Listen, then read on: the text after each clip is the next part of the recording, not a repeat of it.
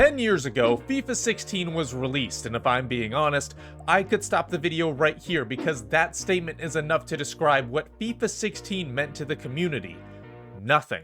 The game was released, and that was that. Nothing more, nothing less. Seriously, like, it was probably the most nothing FIFA or FC game of all time, and what I mean by that is that it wasn't one of the best games of the series, but it also was not one of the worst. It was a strictly middle-of-the-road average FIFA that I would low-key take back compared to the ones that we've had in recent years. But you would expect this to happen on games that are released on a yearly cycle, like FC or FIFA. Not every single iteration of the game is going to be a masterpiece or significantly better than the one directly before it, and FIFA 16 was a prime example. I mean, just look at the iterations of the game directly before and after FIFA 16. The year before was FIFA 15, and that was an incredibly fun game that had a solid foundation of gameplay, the likes of which that we would not see for nearly a decade, all while having some nice Ultimate Team promos and a couple changes to Pro Clubs and Career Mode. FIFA 17 saw some of the most innovative changes in the entire series, including FUT Champs and SBCs and Ultimate Team, a genuinely upgraded Pro Clubs experience, which included more customization than ever, enhanced training and board expectations for Career Mode, the journey, and at least a somewhat enjoyable gameplay experience. And then there was FIFA 16. I'm Holly. I'm Nora. Now let's start with the trailer of FIFA 16 because, well actually it's very good. Like it probably might be my favorite of the entire series actually, right? Like you hear that music in the intro, you hear it start to swell up, right? At last. I was actually the one who sang that song. Haven't gotten paid for it yet. But let's actually begin with the user interface or the UI of the game, as well as the general vibe of FIFA 16, because not only was it one of the few good things with the game, it's actually pretty underrated when you compare it to the rest of the series. Unlike the bland menu that we've had for the past few years, where it's literally just a list of stuff with a dark and depressing background, we had icons and a menu to actually scroll through. The colors were bright and inviting, things were organized in a nice way, the background stadium was properly lit up and would actually change depending on which stadium you chose, which is a very nice detail that should be added back in my opinion. And finally, the soundtrack itself was one of the most underrated in series history. You had Conqueror, Sister of Pearl, Shine a Light, Dreams, So Yo, Mound at My Gate, Emergency, Way Down We Go, It's Strange, All It Ever Was, Let Me Know, Trip Switch, Back of the Car, Crystal Express, Cannonball, Walls, Gold, Smile. Like, I'm not saying it was as good as FIFA 14 or 15. All I'm saying is, if these were playing at the club, my pussy would be popping. No. The thing is, while the UI and the soundtrack are important, they should not be the best part of the game because we shouldn't be spending our time in the menus. But in FIFA 16's case, I would rather spend my time in the menus because there were no changes whatsoever and the game modes prove this. Now, I'll be honest, I'm not really sure what to say about Pro Clubs because I don't really think anything changed that year.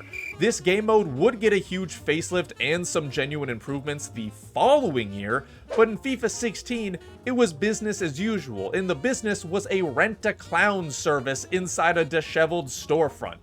Pro Clubs was exactly like that. It was useless, people questioned whether something was actually there, and a small minority got really into it, like, questionably really into it. Honestly, the only thing that got touched was the slightly upgraded customization, and even that was pretty basic and bland, which just goes to show how little attention this game mode receives when it should be at the forefront of competitive gameplay, and one of the most constantly changing modes in the game.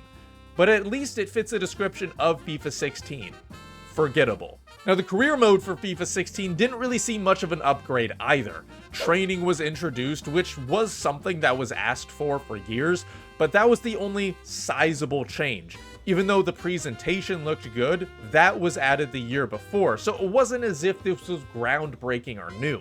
There was also the addition of preseason tournaments, which, if you were a very small club, the extra funds were admittedly pretty nice, but it was useless for everyone else, and it obviously only happened one time every season.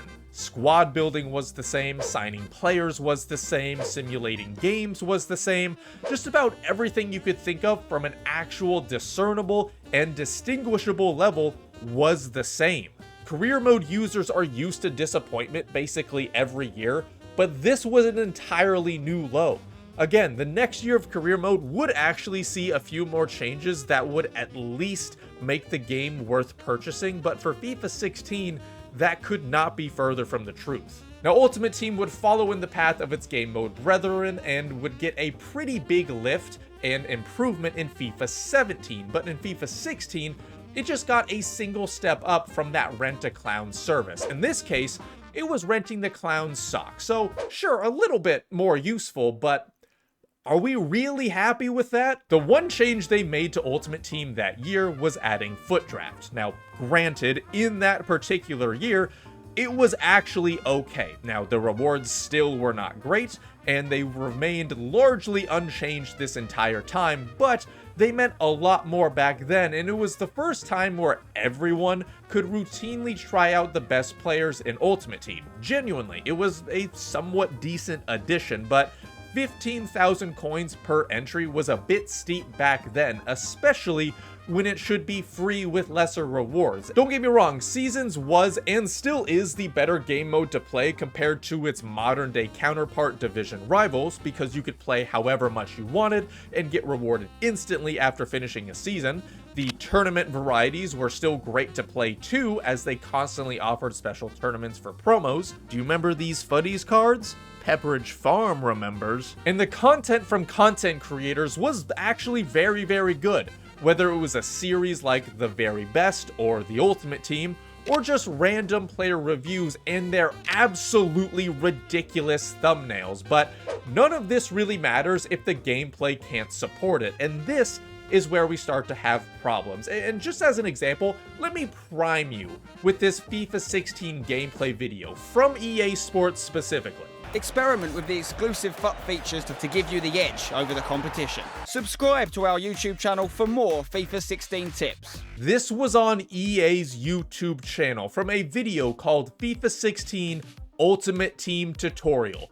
They scored this goal and were like, yeah, no, that's how we want to highlight it. Yep, perfect, no notes. No, sure, there were a few good things about the gameplay, like the free kicks and the long shots being incredibly deadly. You could be scoring bangers left, right, and center, just absolutely thunder-cutting it top bins with no regard for your opponent's feelings, something that second inform Roman Aremenko would constantly do since he was the greatest card in Ultimate Team history. But there were lots of downsides to the gameplay too. For one, near post was the go-to for goals, even in situations that made no sense at all, forcing you to make bad football decisions in order to get to a place to shoot and score. Gameplay felt lethargic at best, with players feeling stuck in mud naturally, but in bad gameplay, it genuinely felt impossible to move at times, and I want to stress that point specifically. Now, inconsistent gameplay has been a thing in this series for at least over a decade, but the bad gameplay in FIFA 16 had never felt worse. Now, I'm not saying that the base gameplay itself was necessarily bad, because I think that belongs to FIFA 19 and FC 24. Those two are for sure the worst. But the gap in playability between good and bad gameplay was at its largest, at least in my opinion, during FIFA 16. I mean, you'd be vibing, you'd be scoring bangers with your favorite player, you'd be doing everything right, and then literally, the very next game, he moves like someone who's really slow and bad at moving. I'm writing this at 2 a.m. Give me a break. FIFA 16 was just a very bland game for the most part. Yes, it was one that had some good parts, and it was probably better than some of the ones in recent years, but it was obviously an example of a filler game. One that's just released without too much ambition before their next big project comes out. Still, I'm giving this FIFA a 10 out of 10, a masterpiece. You wanna know why? Roman Eremenko, that's why, baby. You respect him, okay? You respect this man. You respect this man. And also, he can get you cocaine if you need it. Like, look into that. It's a whole thing.